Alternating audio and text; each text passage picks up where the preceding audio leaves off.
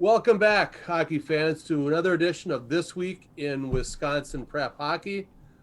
With me tonight, Bill Jr. from just down the road, Del Scanlon from down in Reedsburg, and our special guest tonight is the voice of the state tournament, Bob Bradovich, coming to us from Eau Claire area. That's correct. Yep.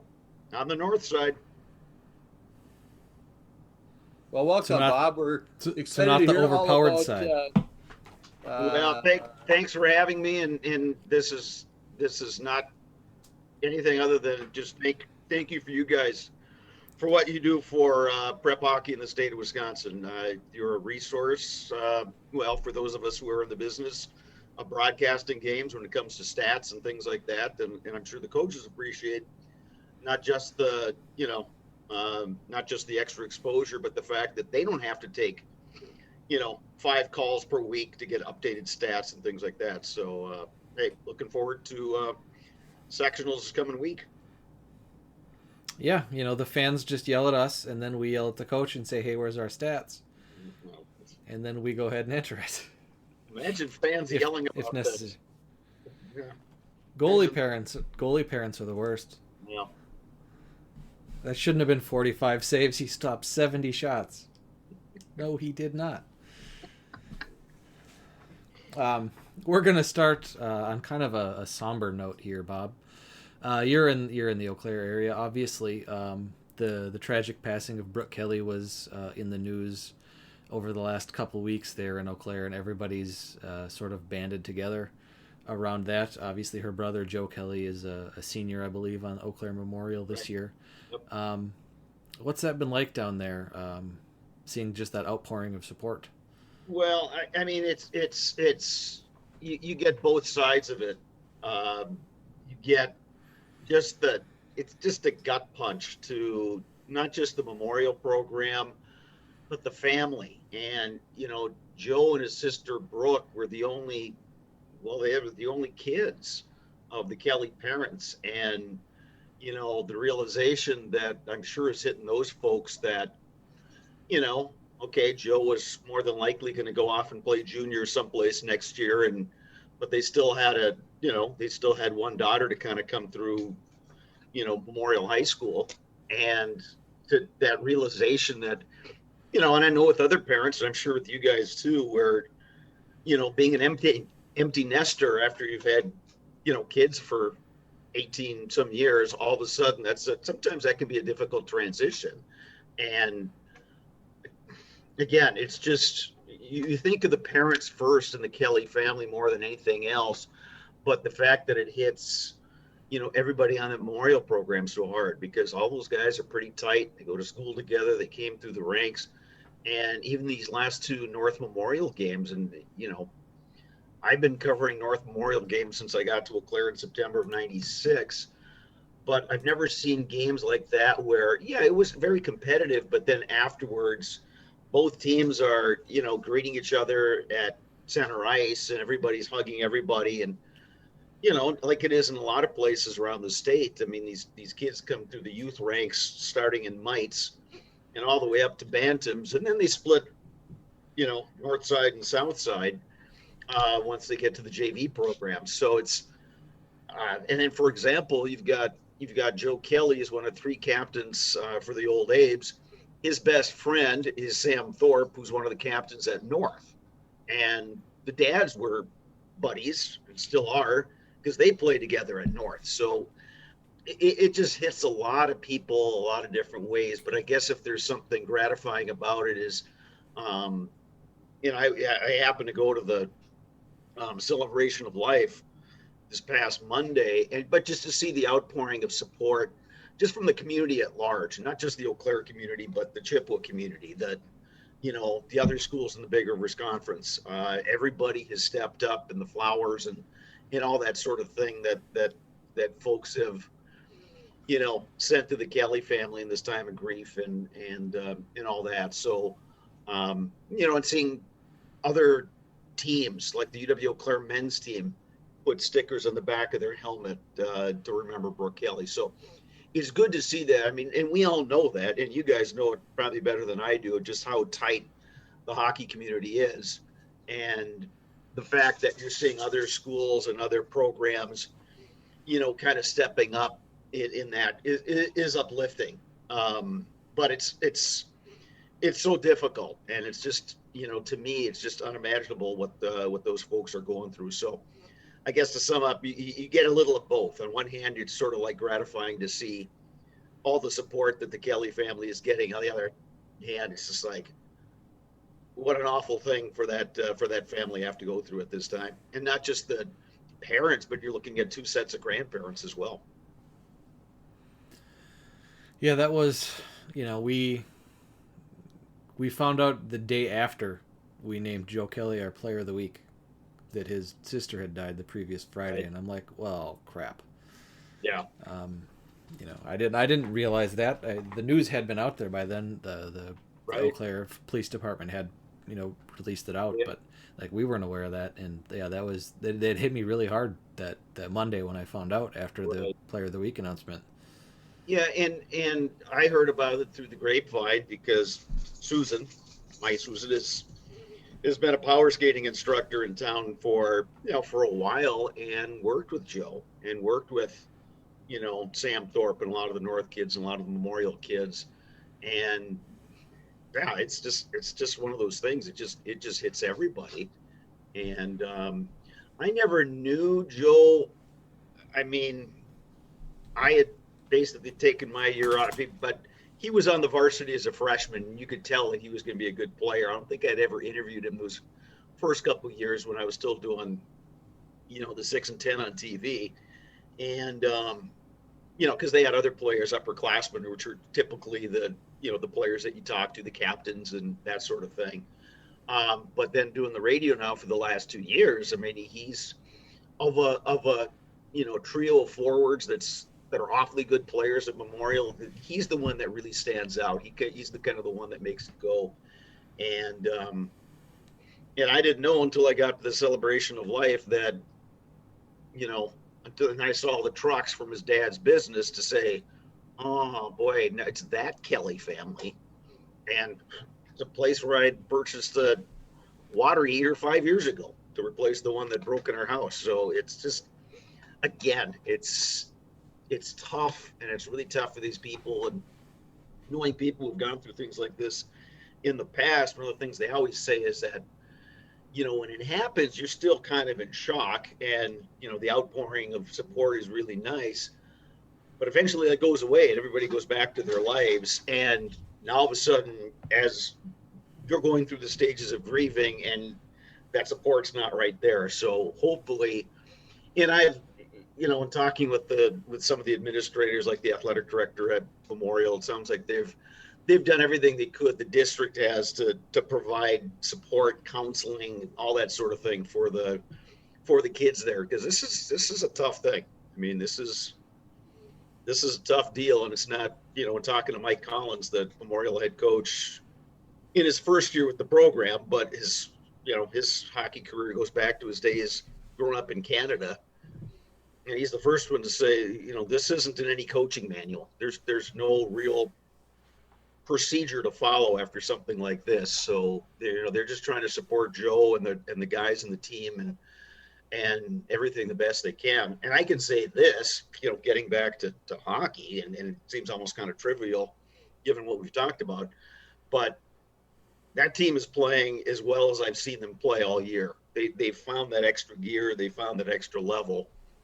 How far can that carry them? It remains to be seen. Obviously, they got to go to Hudson on Tuesday night, so we'll see how that turns out. But at least these last few games, they've, at least from where I sit as a somewhat neutral bystander that happens to be talking into a microphone, that they're playing their best hockey right now.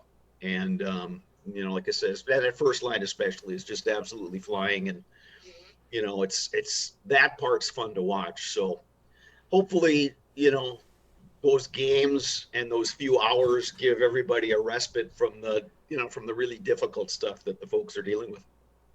Yeah, and I noticed that Joe kept playing. I don't think he took any games off Nope. afterward. You got to get back out there. You got to do something. Because if you just sit at home, you'll go crazy. Exactly. And, the game, excuse me, guys, Jackson the dog. I had the audacity to go to a squirt A hockey tournament today, so Jackson's being a little. I'll threaten to send him to Coach Labuta's house over in Menominee, where he can get on the bench with the rest of the football dogs and do that. But no, he got back in action that shortly after. I think it was the Tuesday after the accident happened, and got a goal and an assist when they were playing. I'm not sure where they're playing off the top of my head. I can look at my notes, and then the 2 games against North, and again, when he was on the ice, he was, at least again from my perspective, the best player on the ice. And again, I've talked to various coaches who've dealt with things like that, and they say that when they go to the gym or they go to the rink or the football field, whatever it is that kind of that respite. It gives them that time away from the grief and lets them, just have a couple hours away from it. And I know in this last North Memorial game, there's Joe Kelly's dad standing with the rest of the Memorial dads where they usually stand in the parent section. So maybe the game is something that helps heal some really difficult things and some, a lot of sadness and just that emptiness that those folks have to be feeling. All right, and then moving back to hockey, you're all up in it in Section 1, which in D1 Section 1 is the most brutal sectional on the boys' side of the 8 boys sections, D1 or D2. Eau Claire Memorial, you said traveling to Hudson. How do you like their chances? They've already played them twice. Right. I called the game that was 6-0 in favor of Hudson at the very beginning of the year. And Hudson, I believe at that time, it had 4 games under its belt, Memorial just 2. And then not necessarily a new coaching staff, because the assistants for the most part are the same. Former Regis Co-op head coach Guy Brown is now on that staff, along with Jeff Schemberger and Andrew McCabe, and then with Mike Collins. So, but again, those other guys have been in the community for a long time, so everybody knows everybody, and they're all hockey people. But just a few little tweaks from what Chris Stock was doing, which was a little different from what Mike Schwengler was doing. But in that game, Hudson's passes were tape to tape, and shots were finding upper corners of the net, and Memorial's passes were missing by about that much, and the shots were missing by about that much. So even though it was 6-0, just from where I sat, I just thought, Memorial just needs, they need to get some things together. And you guys have seen this with Davis Trubisky. Hudson gets a lead on you, you got a really big mountain to climb, because they tend to come out, throw the kitchen sink at you right away in that first period. They get a couple goals, all of a sudden they're sagging back. They don't make a lot of mistakes. They're very well coached, and once they get a lead there, they act like they're coached by an NHL defenseman. Well, yeah, and why would they listen to a guy that won a state title at Hudson and was the state player of the year, was on the 06 National Championship Badgers team, and oh, by the way, he had, he's got his name in the Stanley Cup. And then you bring in, Dean Talifas, who worked with that staff, in the prior years and developed the off-ice program. Yeah, they know what they're doing. There's no coincidence that they're successful, given what they have there. That being said, the rematch was at Hobbs, but of course, because of COVID and various county restrictions, it was actually on a night where, and I don't know exactly how they made the decision, that the Memorial Hudson game was in the Akrovik rink, and North Menominee was in the O'Brien rink, the main rink, where the Blue Golds play. And yeah, I'm not sure how exactly that decision got made. And the reason that, iHeartMedia Eau Claire made the decision, with me basically giving the input, was the logistics. There's a place you can plug in for your Ethernet so your live unit works. You didn't really have that in the Akrovik rink, and you can't run off a mobile hotspot because you're in a pole shed, in essence. So, what are you going to do? So, but apparently in that game, Hudson, got ahead. Memorial came back. Hudson went up 5-2, but Memorial closed it with a couple late goals. It was 5-4. Pulled the goalie, couldn't quite finish the deal. So I think coming out of that game, Memorial felt pretty good about itself and realized, if we can clean up a few mistakes, we're right there with them. So all that being said, I think it's going to be a really good game.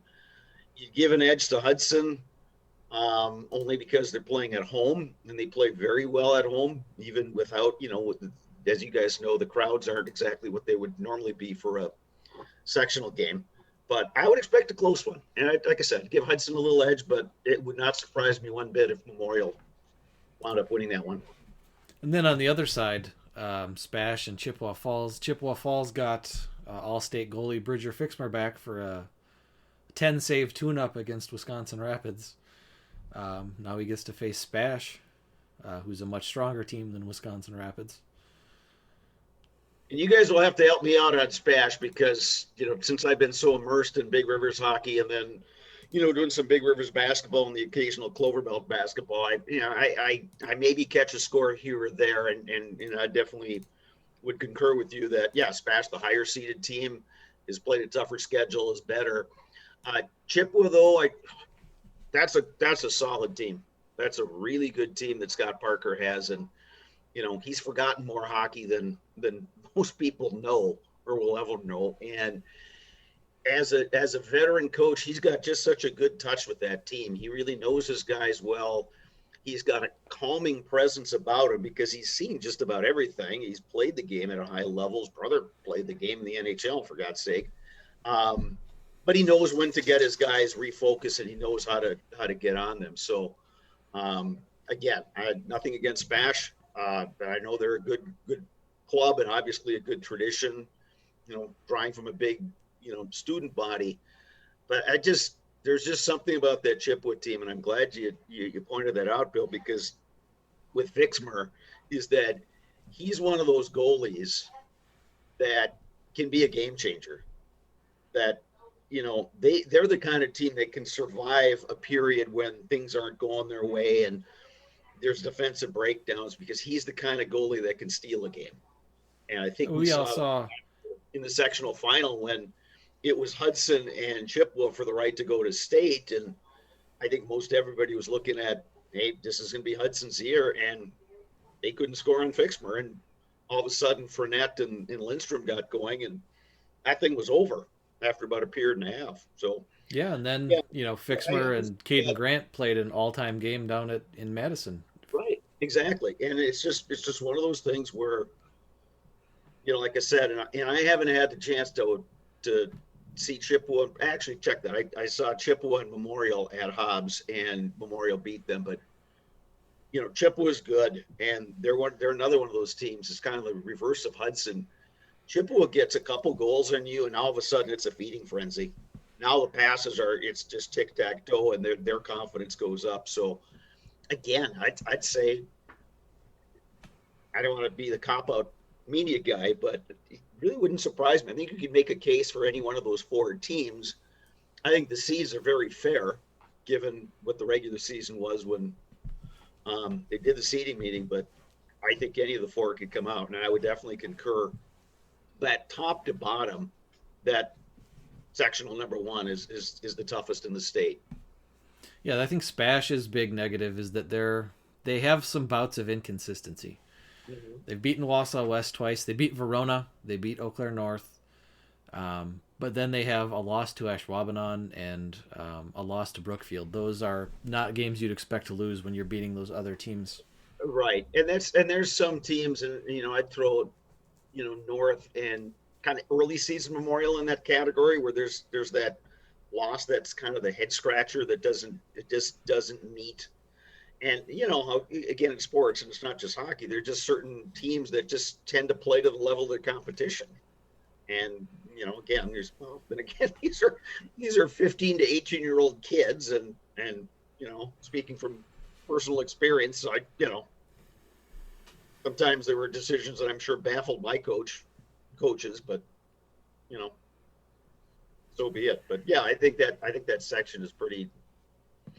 Again, you'd put Hudson as a favorite just because I think that you just look at their whole body of work. That's the most impressive resume. But Memorial's playing at a high level. Chip was playing at a high level, and Spash.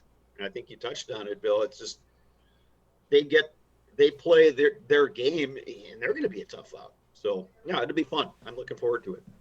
All right, and then moving on to the state tournament, you've been the voice of the state tournament for several years now on TV.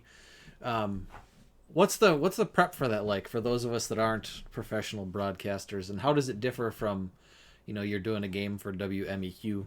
Yeah, it's the prep is pretty similar, and I'm at the point of the season now where having done this for a while, I just use an Excel spreadsheet and put in fact, I could probably pull one out for you.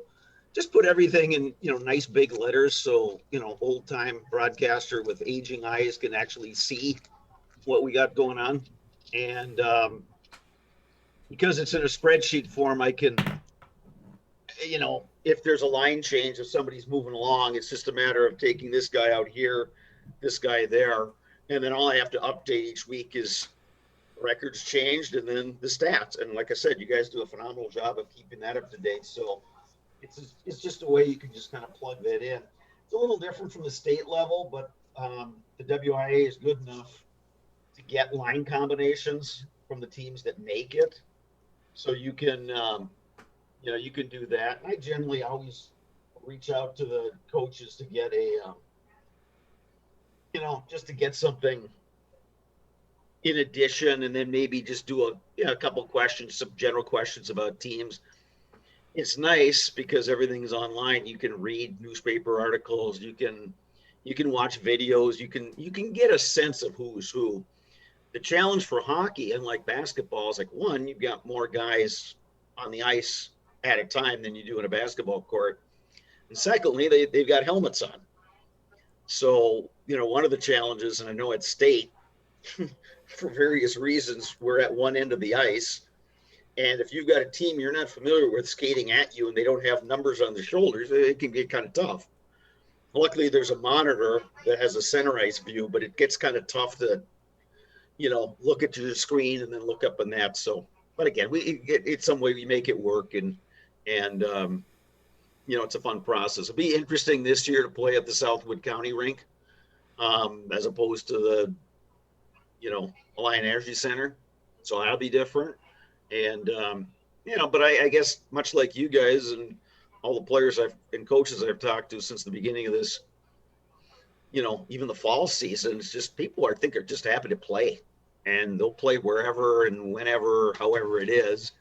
And I know from a company standpoint that, Quincy Media and the four, WAOW in Wausau, WQW in Eau Claire, WXOW in La Crosse, and WKOW in Madison. There was a lot of logistical work that went into this year's tournament broadcast because there were some time, well, first of all, the formats that the WIA had were not written in stone, and they were just trying to figure out what they were going to do. And there was some concern that it just wouldn't fit in the typical time slots, for ABC programming, but they figured out a way to make it happen. And so those of us who are, in charge of doing the broadcasts, Alec Osmus from WKOW is going to help out as always. And he's a Minnesota guy who went to St. Cloud State, so he should know something about hockey. And he's done a nice job the last couple of years. So we'll wait to see exactly who makes it. And then I think it'll dictate which teams or which divisions we cover. And the only suggestion I would make is, if you could avoid doing a back-to-back game for hockey, that's probably better.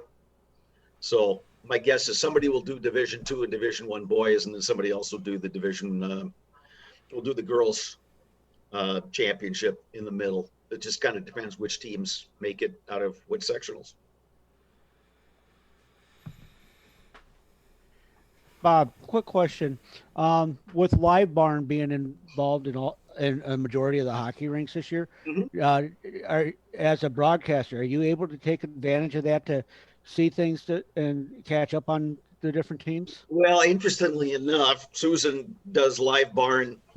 Like if she can't make it to her Chippewa or her synchronized skating team, either up at Chippewa or here in Hobbs, she does that. Or if she's not able to watch the grandson play at Squirt A hockey for Black River Falls, and there's someplace, like down at Sauk Prairie, for example, Now, can't drive down there or choose not to. But yeah, so I do that.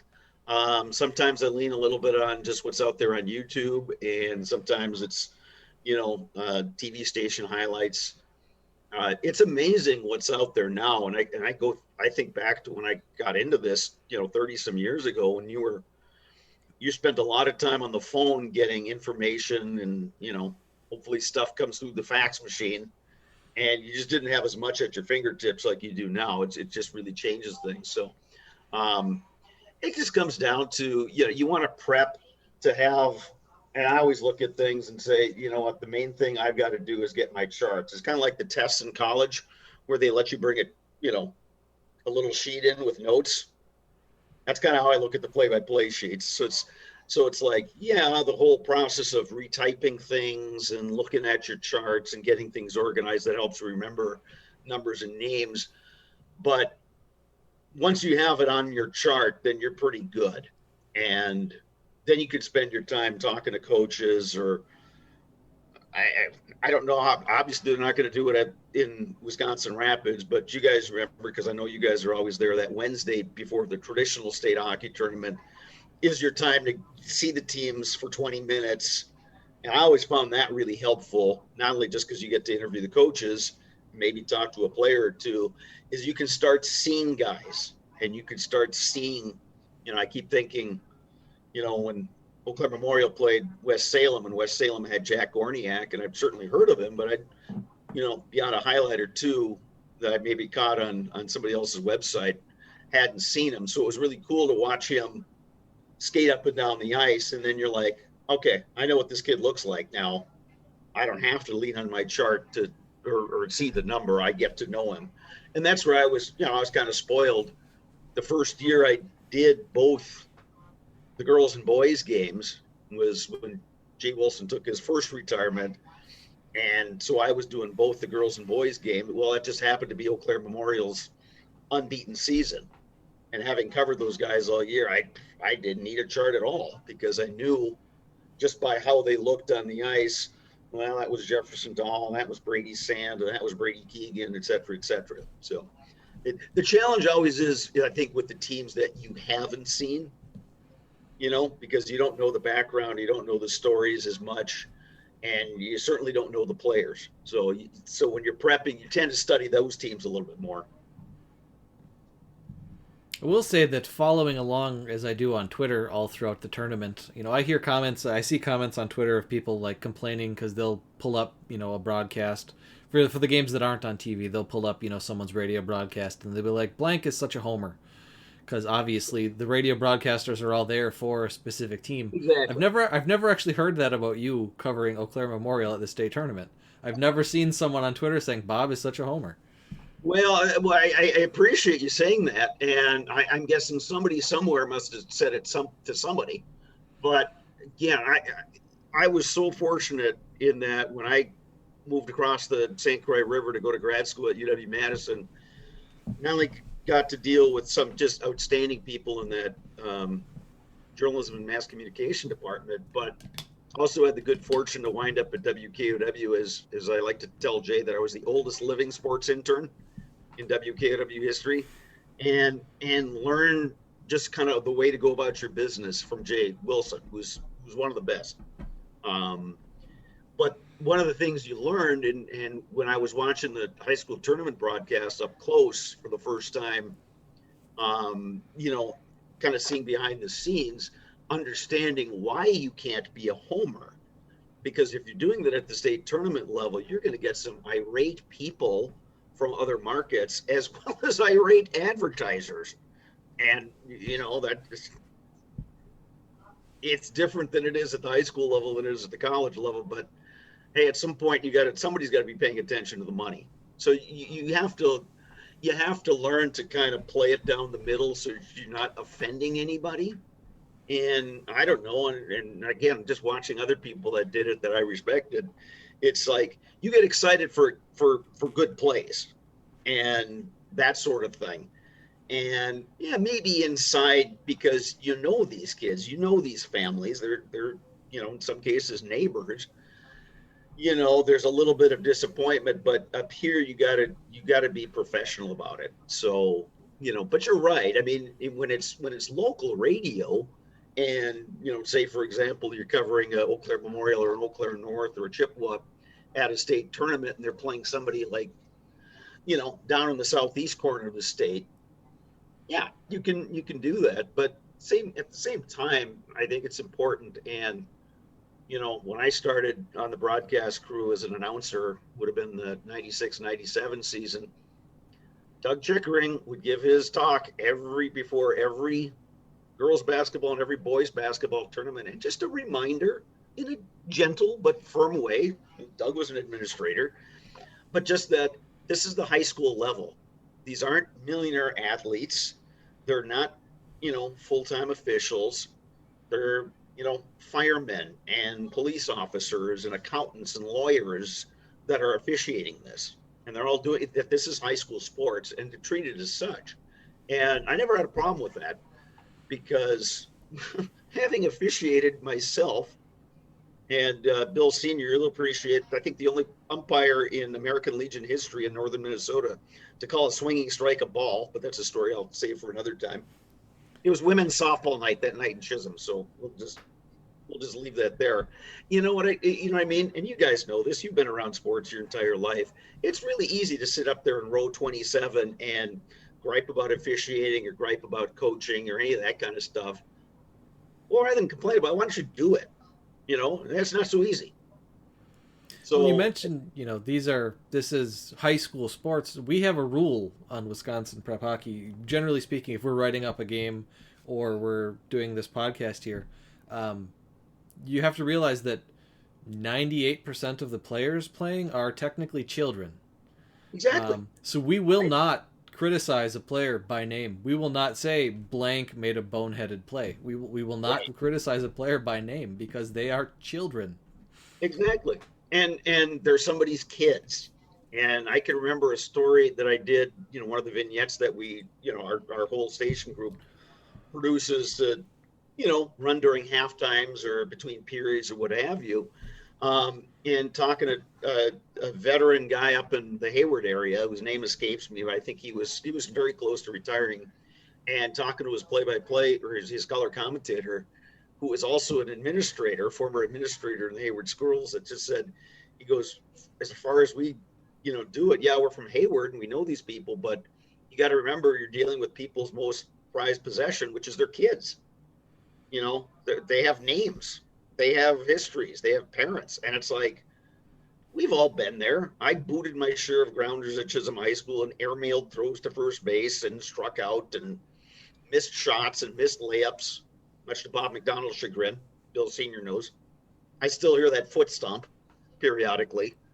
You know what I mean? It's just sort of like nobody's perfect. And like I said, it's different at the professional level because it kind of goes with the territory.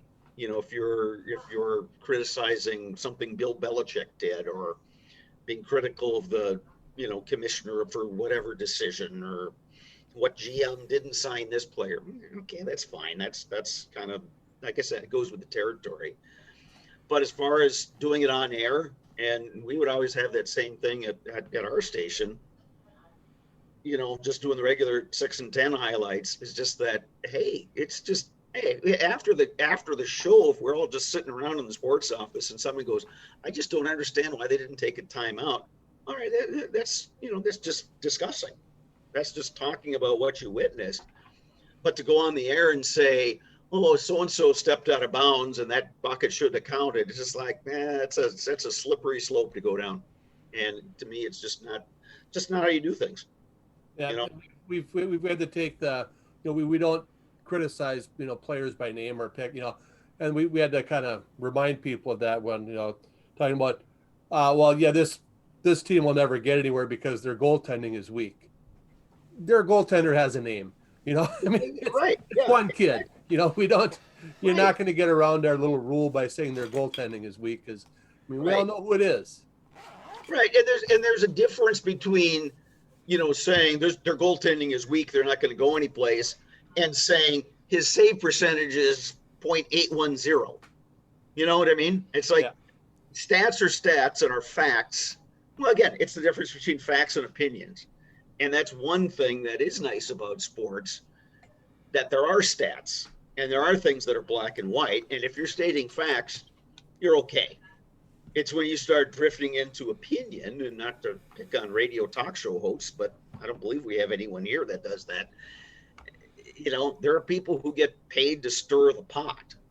And I think some people, you know, that are listeners or viewers tend to confuse the two and think, well, that's, and you guys have seen it, you know, and you know, going back to Twitter, people who rip on Rob Domofsky and people from that have covered the Packers for decades. Whoa, you didn't ask this tough question. It's like,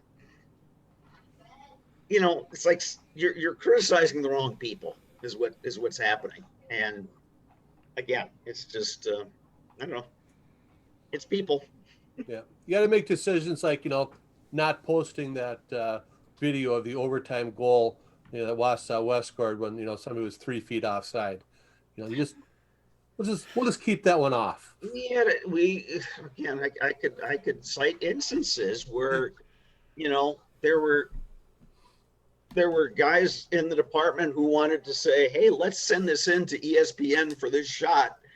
And I'd be like, nah, not this one. Because it's a controversial topic. And you know what? And as long as we're talking about this, that, and the other, and you guys know, I mean, I've dealt with the people at the WIA for a long time. And have I agreed with every policy decision they've made? No. But knowing them personally and on a professional level, they're good people trying to do the best thing for the kids.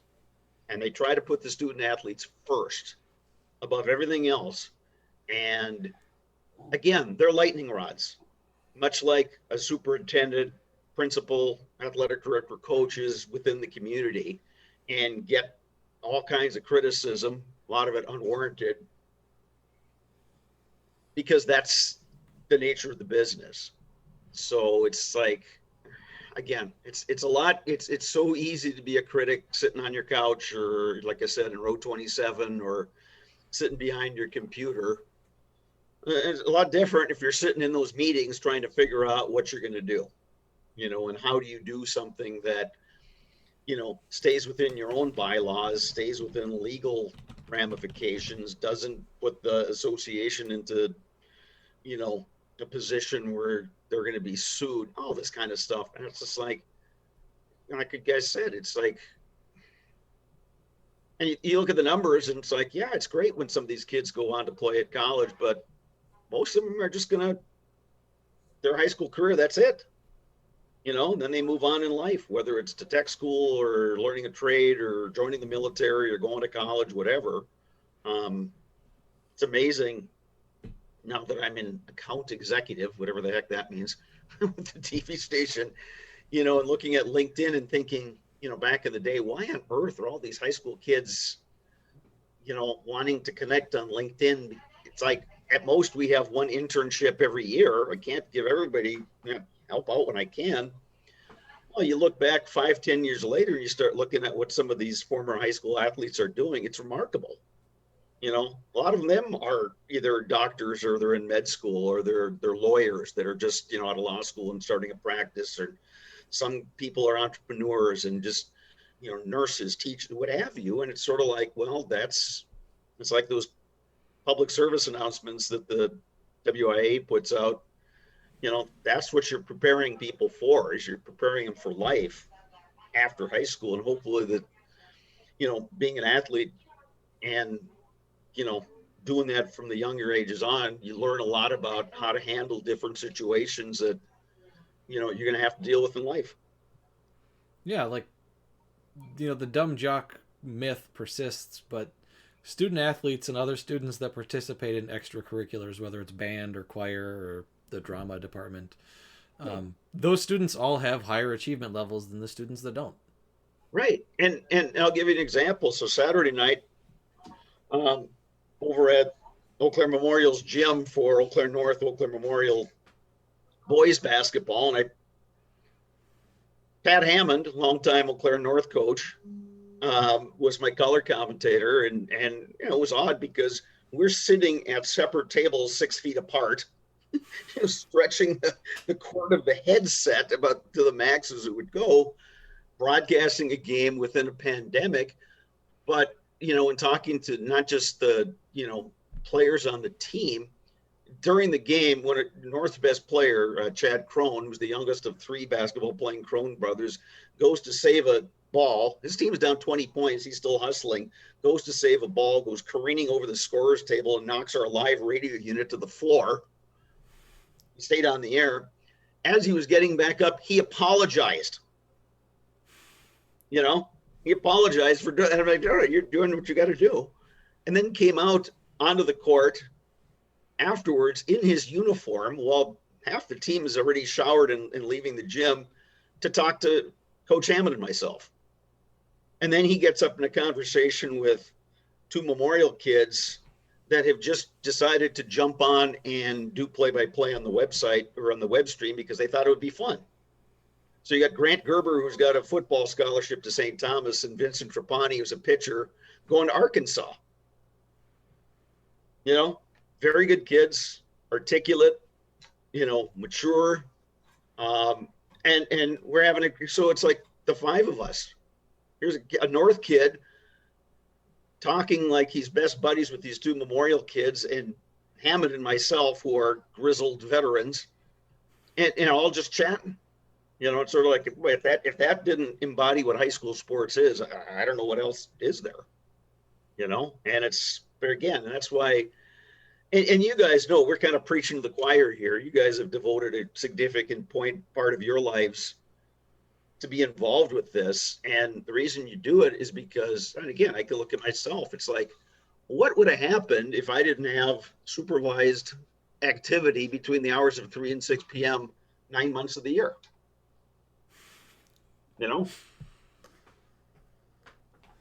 Seriously. Bill, I grew up in Chisholm in the 70s. There were any sort of paths I could have gone down that wouldn't have worked out very well. That was just one of the realities. I mean, you're from Superior, there's different paths you can take. And I think you touched on it, Bill Jr. It's like, whatever it is, whether it's drama or forensics or music or anything, volunteering, working, it's like, get involved in something, because even good kids left to their own devices sometimes find trouble, and sometimes trouble finds them. I mean, you could have gone down the road in Hibbing and become a folk singer. Well, okay, so you got Hibbing with Kevin McHale, Bob Dylan, Robert Zimmerman, but the real name, and the guy who founded the Greyhound Bus Company, and then Chisholm Counters with Moonlight Graham, Bob McDonald, and 2 consecutive U.S. representatives, John Blotnick and Jim Oberstar. And Bill, that growing up in Superior, the name of the bridge going across from Superior to Hibbing Superior to Duluth on Highway 53, the John Blotnick Bridge. No, we still call it the High Bridge. Well, of course. Well, maybe it's just the Chisholm people that do that. Well, anybody, the Minnesota side calls it the Blotnick Bridge. Well, exactly. It was always just the High Bridge. We never felt. Well, exactly. The need to call it, no.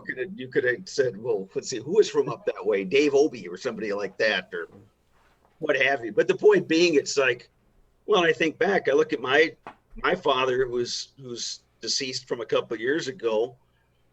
Bob McDonald was one of the little kids in the neighborhood tagging along after my dad and his group on the south side of Chisholm. Neither McDonald nor my dad spoke English in kindergarten.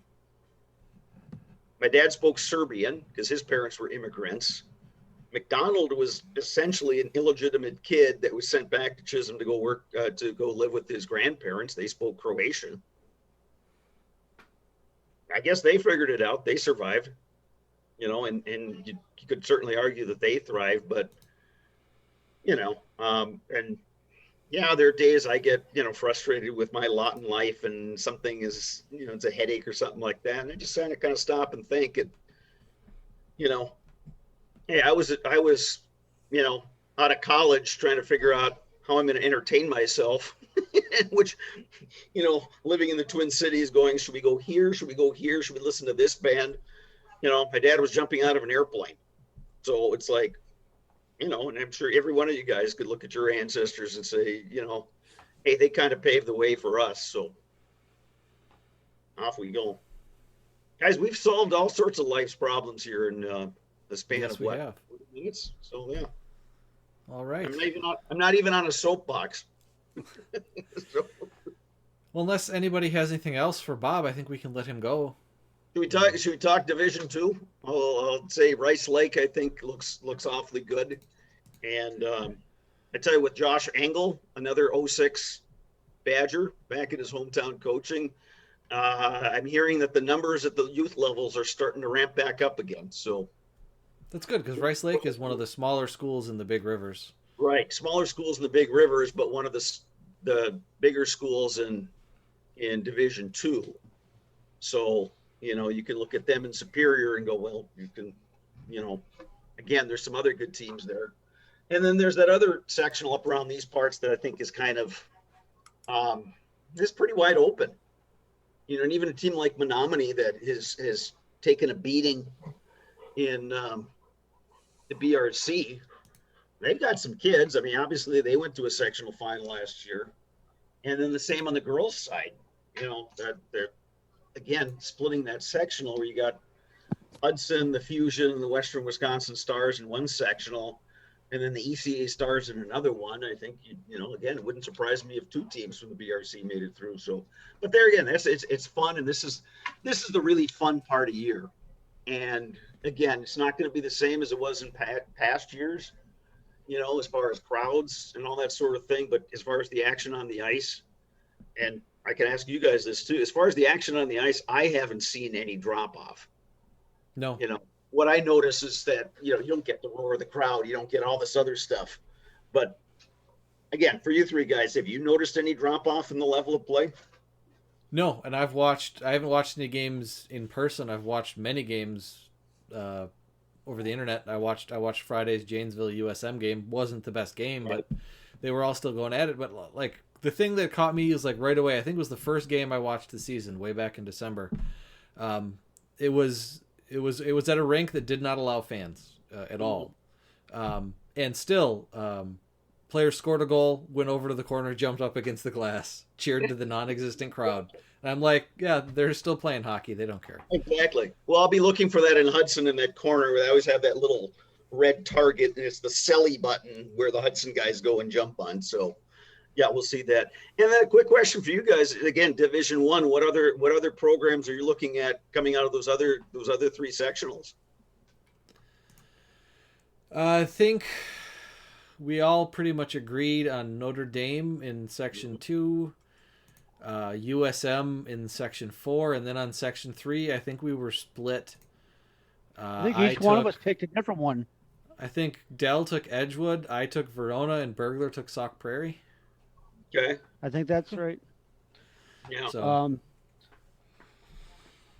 I took Verona because it seems like it's always Verona. It doesn't seem to matter how the season goes or what happens. Verona seems to come out of there, and they won it last year and returned a lot of those players. So. Right. And Joe Marshall's, again, another one of those good coaches, consistency in the coaching staff, good feeder programs where everybody's on the same page. And they're that program that just seems to get better as the season goes on. So, yeah. I've heard good things about Sauk from some people up around here that they're legit. And it'll be interesting. And again, in Division II, I mean, you're looking at Pines and Springs. And Springs is absolutely loaded, as you guys know. They've got some good. They returned their whole state tournament roster. Yeah. Boy, and that was. When you look at Edgewood, one of the things that I'm going to wonder about coming into game this week is, they now haven't played for over a week. Considering they ended up winning their thing by forfeit on this week on Thursday, Friday game, and so they haven't played this last week at all. And so is that whole week off going to hurt at all? Yeah. Don't be so quick to pick Pines in Section 2. I mean, they had 12 seniors last year. That they did. And I mean, they somehow they got the number 1 seed, but Rhinelander just won their Great Northern Conference is pretty much the same as their sectional. Mm-hmm. And Rhinelander just won. Rhinelander's beaten Pines both times they played them this year. Right. Mosinee and Lakeland. I mean, we had Lakeland rated very high until they kind of had some bad games the last couple of games. They've got a very talented team, but tend to have some ill-advised penalties. They lost their game to Mosinee in the conference tournament 3-2, and Mosinee, all 3 of their goals were on power play goals. Mm-hmm. From ill-advised penalties. Right. So it could be the 4 teams that are left in that section right now. You could make a case for any one of them. Yeah. Right. And again, I'm glad you pointed it out. There's something about that Pines tradition, and there's so many. When you look at some of the coaches, both at the varsity level and in the youth programs, it's just like another one of those teams that somehow figures it out even when they're not at their most talented. But yeah, and the same thing. By the same token, I know in talking with Coach Engel about what else is going on around the state, and he talked about Rhinelander as a program that has had some success at the lower levels, and now these kids are in the varsity. So yeah, it's all good stuff, and it's just, again, it's a fun time of year. It's odd to not have the state tournament in March, but if there's anything that this pandemic has told us is that schedules aren't written in stone, and the best thing is to be flexible, and maybe who knows, 20, 30 years from now, all the athletes at the high school level can look back on things and say, hey, we got it, we made it through that. Have you been to Eagle River? Yes. In fact, last year we went to go watch some of these Black River kids play in that 3-on-3 tournament. And so you saw that after the remodel, so they have like regular size ice now. It was actually now that I think about it, it was two winters ago. So it was pre-remodel, and they were actually raising money, and I think I threw a little something into the kitty just because it's like, I think those kids know how special that place is and how much history there is. And then I could have spent a half a day just walking through that Hall of Fame that they had out there in the lobby, and just realizing it's like, well, I remember this guy, and I remember hearing about this coach, and seeing Vic Levine, with his display there, and geez, I've known Vic and started covering Vic when I was in Madison in the early 90s, and he's been a color commentator and a stats guy, and just a wealth of information. So if you look at they have pictures of some of their old men's teams from the Great Lakes hockey season or hockey league, the men's team up there, and they've got pictures from like the 40s and 50s of these teams, and you look at the names on the bottom, and the last names are all the same as the kids that are playing now. Exactly. They're like 4th generation hockey players. Yeah, and it's again, there's the Sneddons, and there's again, you just the Sneddons, the Millettes, right? Yeah, and that is, again, to be able to keep that kind of tradition going, and and you throw some of the suitors up there, and like, well, obviously it's a beautiful place to live if you like hunting and fishing and just being in the outdoors and kind of being away from the hustle and bustle of Wausau. if that's what you want, it's sort of like, boy, that's paradise. And it's just like good for them. And and you guys know this, and one of the things is Susan's son, the dog is getting really antsy now. One of the things he's learning is that everybody's always willing to help. Okay, maybe not your arch rival is gonna come and help with you, but you can all these off-season clinics and stuff that people do, everybody wants to help everybody else because it's all about growing the sport. And again, to bring it back full circle to you guys, it's like what you're doing with the Prep Hockey website, it's just raising the visibility of these sports. And my philosophy in covering local sports was always, it's like, hey, yeah, sure, of course we're going to cover the Green Bay Packers because they're the Packers, But at the same time, it's like, we can certainly elevate these high school teams to a point where it becomes something special. Maybe that keeps more kids involved in the program, and we used to get that all the time, and I'm sure the guys are still getting that now, but, well, why aren't you covering the JV teams, or why aren't you covering this? And, my response was always like, well, we've got these many teams in the backyard, and then we've got these many teams in the viewing area. We're covering everything. We're covering girls tennis and the soccers and everything, and the swimming and up and down. And we try to give it all the same effort, but, you prioritize based on what you perceive the interest is. It's like that alone keeps us more than busy. And if we're going to start having to cover JV teams or youth teams, it's like, there's that. And then the other half of that is, well, why not have, give those kids some incentive to stick with the program and get to the high school level, as opposed to saying, we won the Squirt A tournament, and then that's the highlight of your athletic career. Well, that's, I don't think that's what anybody is looking for. It's all for to kind of prepare you for what's next. So, Bob, on the girls' side up there, have you had a chance to see any of their games? Or I haven't, Dell, and again, it's just because of cancellations and postponements and all that sort of thing. But I have followed along as best I can, and I think in terms of sectionals, I think the ECA Stars have a pretty good draw, and they did get the 1 seed in that section. in Section 3. Yeah, and the other section, the Section 1, with the likes of the Western Wisconsin Stars, the Somerset Co-op, Hudson, and Chippewa St. Croix Falls Fusion. got in there. That to me has got, the section that, again, kind of a coin flip. You can make the case, the Western Wisconsin Stars had the best season, but, Matt Cranston with the Fusion, he knows a lot, and he knows how to get a team ready for the postseason. And Hudson always has talent, and they're well coached. Well, they get Karen Bai on the staff. She won an Olympic gold medal. Same thing. I think the kids are listening to her. I'm still wondering how the River Falls people feel about Karen going 7 miles up the road. You know what I mean? But it's like, again, there's good hockey up around those parts. And that's one of those sections that you kind of make a case for any one of those. But I guess just in general, Dell, I mean, having been the first broadcaster ever for, let's see, Jim Thies's Hudson teams won the first 2 girls hockey championships ever. And just the leaps and bounds that sport has grown. I mean, quite frankly, those first teams were kind of like the amoeba going up and down the ice. Whereas now it's like they're running power plays, they're doing breakouts, they're doing everything the boys are doing. Are they as fast as skaters? Generally not. Are the shots as hard? No. But it's a good quality of hockey.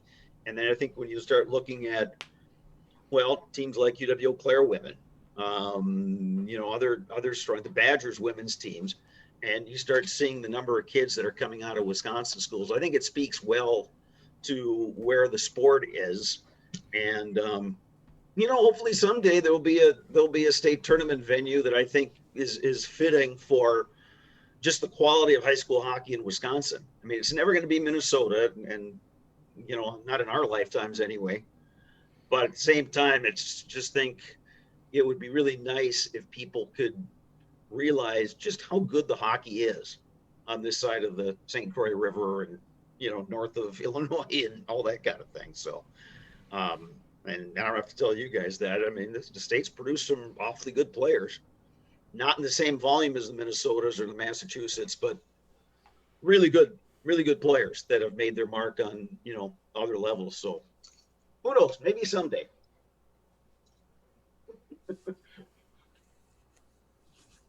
Is this the first time you guys have ever had a dog on your webcast? Is that? I think we've heard a dog a couple times. I don't know that we've seen one. We get that in our meetings, at our virtual meetings at work. Our sales manager's got a dog, or she's got 3 dogs, and invariably every meeting she's yelling at one of them, or they're barking, or that sort of thing. So You mentioned earlier, you don't know what account executive is supposed to mean. I think that means you're supposed to make them money. Yeah, there's that. And oftentimes on these sales calls, we do get to that. there's conversations about sports and, but again, it's such a great opener. And again, you go around town, and how many business owners, I don't want to waste your time by digging through it. I was calling on one of my accounts, local realtor. Well, I'll say the name, Ned Donlin. His son David was a defenseman on that '08 Old Abe's team. Well, Ned, the dad, played for Dick Bennett at Eau Claire Memorial, and gave me, actually had his receptionist photocopy a 45-page, someplace in this mess, a 45-page booklet that Dick Bennett gave to every single kid in the Eau Claire Memorial program. It's just amazing. It's coaching gold. It's something that any coach in any sport could use, because it's all about fundamentals and the mental preparation. And surprise, surprise, Dick talked about defense being the key. But, and it's just amazing. When you start thinking of coaches having an impact on people, and it's not just about sports, it's about life and teaching those lessons and that sort of thing. So it's, it's just kind of amazing sometimes when you start looking at people who, businesses that support high school sports, well, they've been involved with it. Their dads, Ned's dad, who was earned a Bronze Star and, fighting in France, joined the military after 3 years of lettering for the Badgers football team in the early 40s. So you're looking at multiple generations of kids. I got the biggest kick out of Ty Emberson scoring a pair of goals against the Gophers. His grandfather played for the Gophers football team back in the day. And here on a basketball broadcast, I'm looking through Twitter and I'm like, hey, Pat, guess what? Badgers beat the Gophers. Here's Pat, who you could probably count the number of hockey games that he's gone to on one hand, excited about it, and excited that Ty Emberson scored a pair of goals, then talks about how well Sam Stang is playing. And the first retweet of the fact that grizzled veteran broadcasters are calling this game Hudson hockey. So, again, Jim Nantz and Tony Romo, they can have their Super Bowl. I don't even know how it turned out, but this is more fun for me anyway.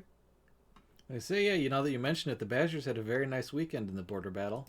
Darn good. Yeah. Boy, that doesn't happen very often. I mean, they've won games up there before, but, a lot of times it's the split. Like, somebody will get the other one on a Friday, and then the other team will kind of rise up and get it back. So that's, and again, good for that group. And, knowing some of those kids between, and again, not that I'm partial, but I've just gotten to know those kids, Sam Stang and Ty Emberson, and interviewed them countless times.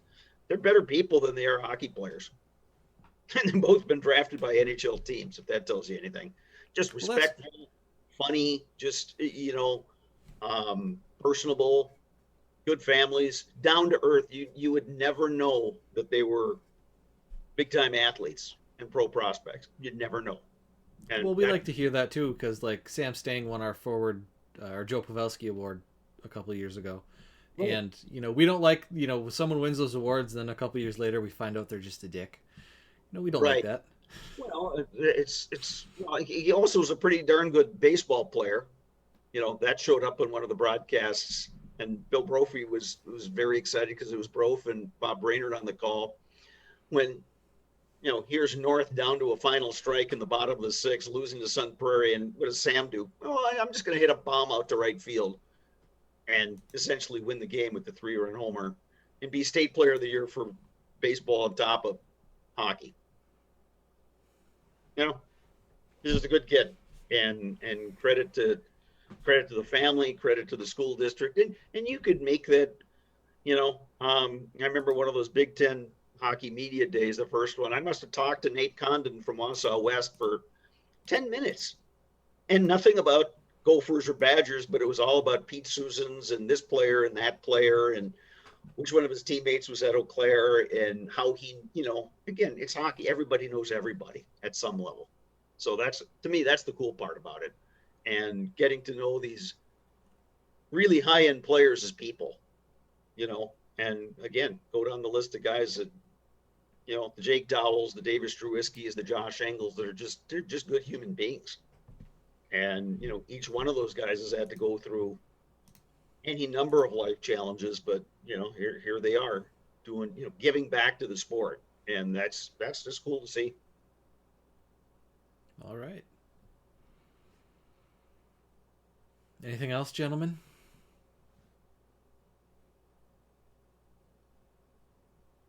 Dell says no.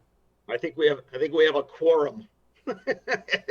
Well, all right. I didn't even get to the David Kakowski era of Superior High School hockey, because David is yet another one of those South Side Chisholm guys, and lived a couple blocks up the street. I didn't know him as well because he didn't play basketball or baseball, and he wasn't in the band. So that, but obviously, he stepped into a good situation. But I mean, just from afar, following when I was working in another state, it was kind of like, hey, look at that Chisholm guy. They won some state titles, so good. Good for him. We're thinking of wrapping up then, Bill, because before you do, I just wanted to get back to more of a somber note. The Wisconsin hockey community lost another family member last week. Julie Langseth, the wife of Todd Langseth, who was longtime assistant coach for Anago under Bill Thorson, and then head coach himself, took the 2005 team down to the state tournament. Also athletic director at Anago High School for a long time. Julie lost her battle with cancer last week. They had, Connor and Eric both played, hockey for Anago High School. So that, it's always bad when, she was too young, and a sad note, but the hockey community, I mean, everybody knows everybody else. So I'm sure, well, and she was legendary gymnastics coach. Right. In Anago. Remember the name. Took the gymnastics team down the state. It seemed like they were down the state tournament every year. Right. But tremendous person, tremendous family, a big loss for Anago, and as for the hockey community overall. I think most of the people know Todd. Yeah. The hockey people do. He's the most terrifying person I've ever met. Well, and then to bring it back full circle to the state tournament broadcast, I mean, Rob Andringa, had come from, I think he had chemo that week, and when I saw him downstairs, down below at the Coliseum, you could tell that he was still hurting, and I just he had popped in late, and I was meeting with some other folks about the broadcast, and I just came around and said, "Hey, Rob, how are you doing?" Boy, the smile lit up and just excited and had all these questions. It was just like, same thing. I'm sitting there thinking to myself, what the heck do I have to complain about? This guy drove from the Twin Cities to do a high school hockey game in Wisconsin after going through chemo and knowing that the prognosis was not good. And he stepped into that role after Jeff Sauer's untimely passing. And again, that was such a thrill to even be in the same broadcast as those guys, let alone stand next to them and talk to hockey, because when I was a younger guy and living in St. Paul, I remember watching the Badgers win what do they call it? The Frozen, not the Final Five, the old WCHA at the old St. Paul Civic Center. Because I could walk downtown from Final Five. Grand Avenue and watching them and seeing Jeff Sauer coach the team behind the bench and seeing Rob Andringa. And it was one of those great moments where the Gophers had been knocked out in the semifinals. So of course there's all kinds of tickets for sale and all kinds of empty seats. And you could show up in the middle of the second period, just wander in. And, of course there was the Wisconsin band and a real hearty group of souls who, after the game, marched with the band down to Tom Reed's place, a couple blocks away. There's only Wisconsin fans and the band can do, but to go from that and going, wow, this is really the big time. This is, boy, there's Jeff Sauer sitting behind the bench, and here's all these guys, to years later. And it's just like, wow, that's not bad, So I've been very fortunate in that regard to, be sitting next to people or standing next to people like that for hockey, or sitting next to a Jerry Pettigrew at basketball. And,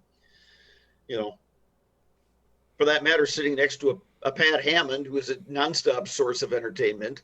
And Bill, where his second coaching stop was in basketball? Anago. Oh, yes. Edgar number 1, Anago number 2, and then Eau Claire North number 3. So, one of those people, we used to always joke at the basketball broadcast, 6 degrees of Pat Hammond. You could take any two people in that arena at random and you could connect them through Hammond. But again, I think we could all say we're veterans of the media, such as it is, but, that's the best part of sports, is just the relationships and the people you get to know along the way. It's just, there's no downside to that. I'll tell you that.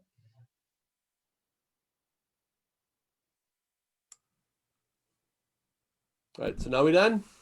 Yep. All right. All right. Thank you for listening, hockey fans. We'll be back. I'm not sure if we're going to be back on Sunday or Monday next week. That'll be determined, but we will return with basically state tournament preview next week. Thank you for listening to This Week in Wisconsin Prep Hockey.